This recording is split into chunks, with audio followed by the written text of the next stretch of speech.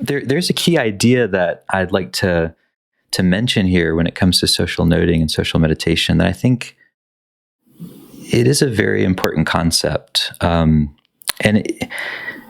I think it's so important in a way because when I went to look for the word, I thought this word must exist. I couldn't find it.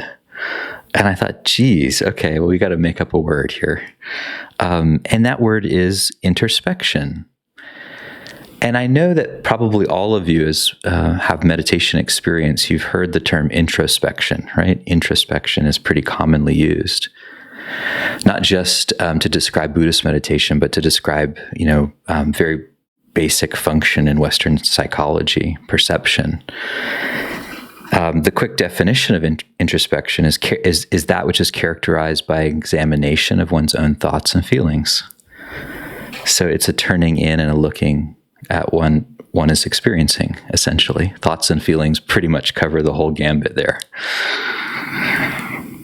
And inter, the prefix, means between, among, in the midst of, mutually, reciprocally, together, as an interstate or interdepartmental, that which crosses and transcends boundaries and includes multiple, between, among, in the midst of. So interspection, very simply, if you bring these two together, it's that which is characterized by examination of the thoughts and feelings among and between us.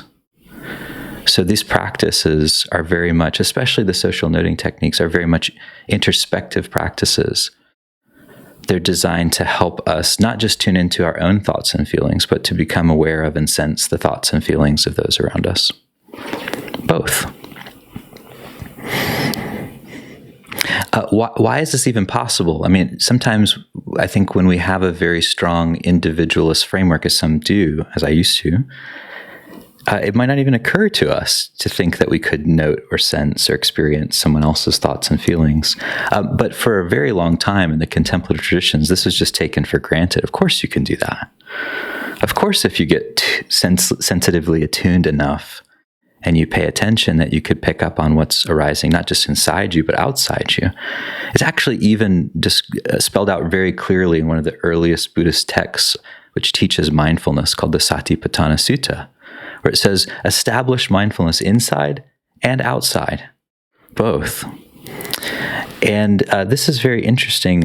There's a lot of great modern science that sort of describes this, the so-called field of interpersonal neurobiology, that sort of tries to understand why it is that we're capable of tuning into each other's experiences. Why is it that we are so interconnected?